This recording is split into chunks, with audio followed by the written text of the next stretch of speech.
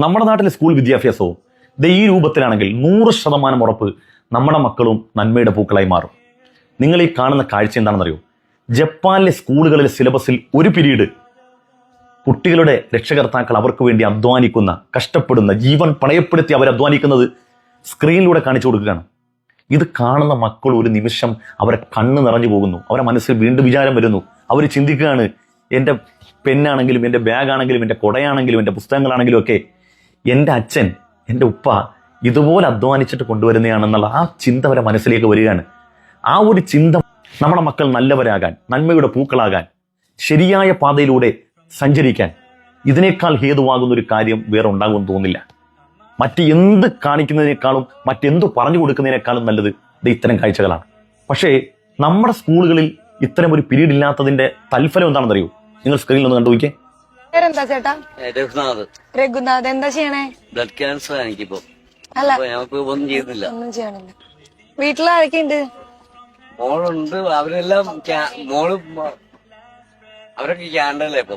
ആണല്ലേ? കല്യാണമൊക്കെ കഴിഞ്ഞു? കല്യാണം ഒന്നും കഴിഞ്ഞില്ല. അവരൊക്കെ ക്യാൻഡല്ല പിടിക്കാറില്ല ഇപ്പൊ. ആ ക്യാൻസർ രോഗിയായ മനുഷ്യൻ പറയുന്നതേ, എൻ്റെ മക്കള് മാത്രം കാനഡയിലെന്നല്ല, ഭാര്യയും പ്രിയപ്പെട്ട പത്നി ഒരു വ്യാഴവട്ടക്കാലം മുഴുവനും അവരോടൊപ്പം നിന്ന് അവർക്ക് താങ്ങും തണലുമായ പ്രിയപ്പെട്ട ഭർത്താവ്. ഈ മക്കളെ ഈ കാനഡയിലേക്കൊക്കെ, ഈ ഇന്ത്യേതര രാജ്യങ്ങളിൽ പോയി സ്തുത്യർഹമായ സ്ഥാനത്തെത്താനും ജോലി നേടാനും ഉയർന്ന ശമ്പളവും വരുമാനവും ഒക്കെ നേടിയെടുക്കാനും ഒക്കെ ഈ മനുഷ്യന്റെ അധ്വാനം എത്രയായിരിക്കും ആലോചിച്ച് നോക്കിയേ. ആ മനുഷ്യന് ഒരു വിലയും കൊടുക്കാതെ, ഒന്ന് തിരിഞ്ഞു പോലും നോക്കാതെ മക്കളോടൊപ്പം പ്രിയപ്പെട്ട ഭാര്യ വരെ പോയി. ഇതൊക്കെയാണ് നമ്മുടെ വിദ്യാഭ്യാസം കൊണ്ട് നമ്മുടെ നാട്ടുകാർ നേടിയെടുക്കുന്നത്. വീണ്ടും വിചാരമില്ലാത്ത ഒരു തലത്തിലേക്ക് നമ്മുടെ മക്കൾ എത്തിപ്പോയി എന്നുള്ളതാണ്.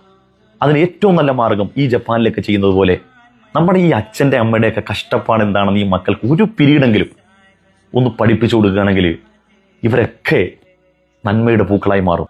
നമ്മുടെ മക്കളൊക്കെ ഈ പണിക്ക് പോയ അച്ഛനോട് വൈകുന്നേരം അവ വിളിച്ചിട്ട് പറയാം, അച്ഛാ പണി കഴിഞ്ഞ് വരുമ്പോഴേ ഒരു ഷവർമ കൊണ്ട് തരാം കേട്ടോ. അപ്പൊ അച്ഛൻ ഇങ്ങോട്ട് പറയാണ്, മോളെ ഷവർമ മാത്രം മതിയോ?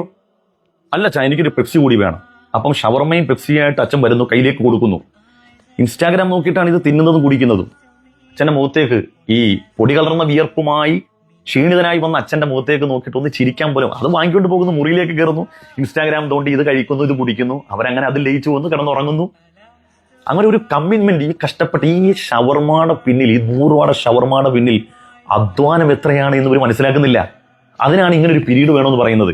സ്കൂളിൽ പഠിപ്പിച്ചു കൊടുക്കണം, ഈ വാർക്കപ്പണിക്ക് പോയ അച്ഛൻ, അല്ലെങ്കിൽ സ്വാമിന്റെ അല്ലെങ്കിൽ ഓടയുടെ പണിക്ക് പോയ അച്ഛൻ, അയാളുടെ കഷ്ടപ്പാട് എത്രയാണ്, അധ്വാനം എത്രയാണ്. നമ്മൾ ഇട്ടിരിക്കുന്ന ഈ വസ്ത്രം ആളുകൾ കാണുമ്പോൾ പളപളാ മിന്നുന്ന ഈ വസ്ത്രത്തിന്റെ പിന്നിലുള്ള അച്ഛൻ്റെ അമ്മയുടെ ഒക്കെ അധ്വാനം എത്രയാണെന്ന് ഈ മക്കൾക്ക് പഠിപ്പിച്ചു കൊടുക്കാൻ സംവിധാനമില്ല. അതുകൊണ്ട് തന്നെയാണ് ഇവരൊക്കെ ഇങ്ങനെ ഗതികെട്ടവരായി പോകുന്നത്. ഇപ്പൊ മദ്രസയെ സംബന്ധിച്ചോളം നോക്ക്, താരതമ്യേന വൃദ്ധസദനത്തിൽ ഏറ്റവും കുറവ് മുസ്ലിമീങ്ങളാണ് എന്ന് എല്ലാവരും അംഗീകരിക്കുന്ന കാര്യമാണ്. എന്തുകൊണ്ടാണ്? നല്ലൊരു ശതമാനം മുസ്ലിമീങ്ങളും അവർ ബാല്യകാലത്തിൽ തന്നെ മാതാപിതാക്കളുടെ മഹത്വം എന്താണ് പഠിക്കുകയാണ്. ബാലപാഠം മുതൽ 1ാം ക്ലാസ് 2ാം ക്ലാസ്സിൽ 5-6 വയസ്സ് തുടങ്ങുമ്പോൾ തന്നെ ഉമ്മാടെ മാപ്പാടെയൊക്കെ മഹത്വം പറഞ്ഞു കൊടുക്കും. അവരുടെ കാൽപാദത്തിന്റെ അടിയിലാണ് സ്വർഗം എന്ന് പഠിപ്പിച്ചു കൊടുക്കുകയാണ്. അവരോട് ഇച്ഛയെന്ന് വാക്കുപോലും പറയരുതെന്ന് പഠിപ്പിച്ചു കൊടുക്കുകയാണ്.